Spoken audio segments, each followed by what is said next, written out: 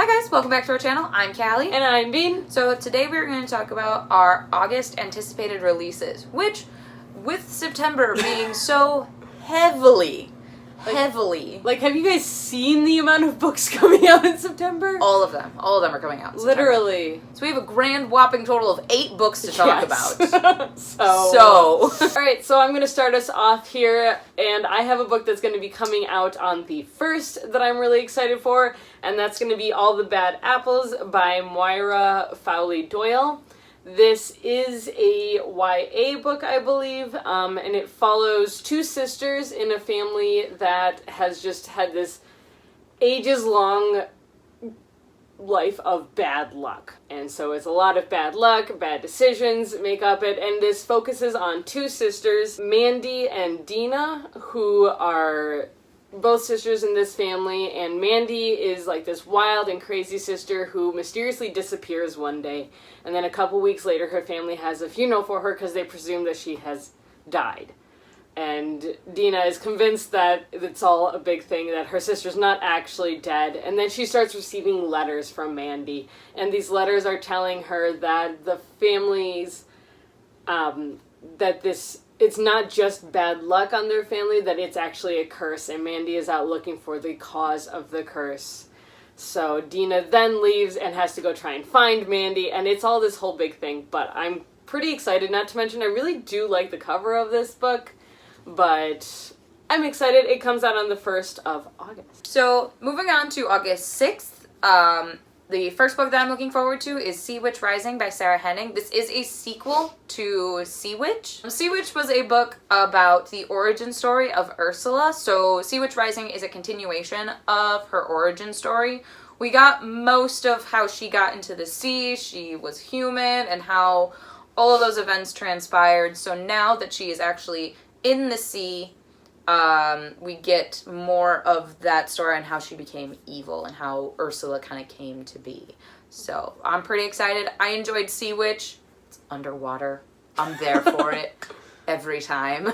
On brand. On brand. The next book I'm going to talk about is also a sequel, and that is The Dragon Republic by R.F. Kuang.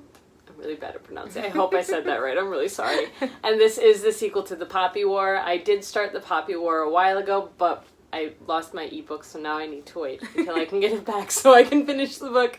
But I think it's on Scribd now, so I will hopefully be reading that soon, but I've only heard great things about it, and so the second one comes out on the 6th of August, so I am looking forward to continuing the series. Continuing with August 6th, the next book that I'm looking forward to is House of Salt and Sorrows. This book is a retelling of the 12 Dancing Princesses. So we follow our main character, Annalie, who lives in a castle with her dad, her stepmother, and her 11 sisters. But as her 11 sisters start dying from accidents, she starts to think that something else might be going on and killing her family. So she goes on this wild adventure to figure out who is killing her sisters. Rude. Yeah. Very rude. Indeed. Rude. So it's said to be dark and twisted, and I enjoy dark and twisted. So the last one for August 6th is Swipe Right for Murder by Derek Milman. And this book is a contemporary mystery thriller, right? I'm currently reading this one. I got lucky and got an arc of it, so I'm about a quarter of the way through it, and I'm really enjoying it so far. There is LGBT rep in it. Our main character is gay, and that's kind of what starts off this whole thing. He is mistaken for one of the guys he slept with, I believe, and basically his entire family starts getting threatened by this unknown. Well, that, and he starts, like, working for the FBI. Yeah. And starts, like, having to deal with the FBI, which as, like, a teenage boy, no thank you. Yeah, right? The FBI is kind of chasing him in this one, too. Yeah.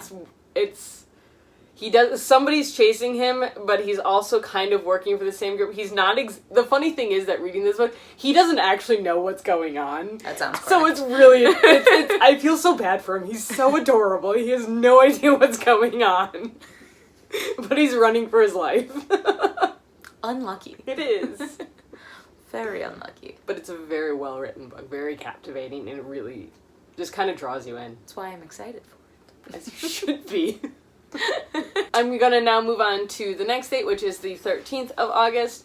And the book I'm looking forward to is The Swallows by Lisa Lutz. Now, this is a contemporary book that follows a school teacher at a New England prep school as she basically starts a gender war at the school due to a writing prompt she gave her students, and it escalates to there is violence in this school, and it sounds intriguing. That's all I really know about it. So the last book on my list comes out on the 27th, and that is Crown of Coral and Pearl by Moira Rutherford. This is an underwater story about twins who want to go up to the land, and only a few girls get to do that. One twin, Noor, has a scar on her face and realizes that she is not beautiful enough, and her sister will have to be the one to go up on land. But when her sister gets really sick, she takes her place and goes up on land to try and woo the prince, but then the prince is found to be very cold and rude, as, you know, crown princes are. They are, it's true. She starts to get close to, I think, his brother instead. So she has to be in the human world and try and understand the politics while also being worried about her sister back home. So it just sounded intriguing. It had mermaid people in it. Once I saw that, and the cover's really pretty. It's like the month of underwater releases for It's you. August and summer, yeah. Lots of mermaids. I'm ready. You're ready for this? I'm ready for all the mermaids. I'm ready for it. I'm always ready for it, let's be real. This is true. I'd read it in winter. You do read it in winter.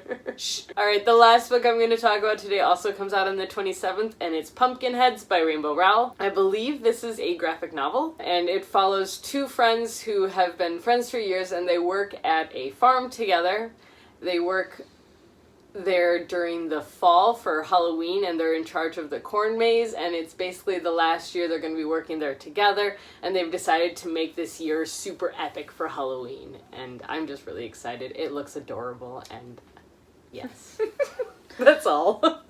So those are all the books that we are anticipating for the month of August. For our current reads, I am currently reading A Curse So Dark and Lonely by Brigid Kemmerer. I'm about 300 pages in, and I love this. This is so good. I'm doing the reading rush currently, which will be it'll be the last day of the reading rush when this video goes up. So overall, this is just a really good book. I've read the 300 pages just today. So that's how enticed I am. And I am working my way through The Last Woman in the Forest by Diane Les Becquets. I'm really bad at French. I don't speak French. And I'm about 100 pages into this. It is an adult thriller, and so far there's dogs, so that's cool. There you go. Alright, so that is all we have for you today. Feel free to like, comment what you're looking forward to in the month of August. Hit that subscribe button. And feel free to hit the little bell icon if you want to be reminded whenever we post videos, which is Tuesday, Thursday, and Sunday as of now. And we look forward to seeing you guys next time. Bye!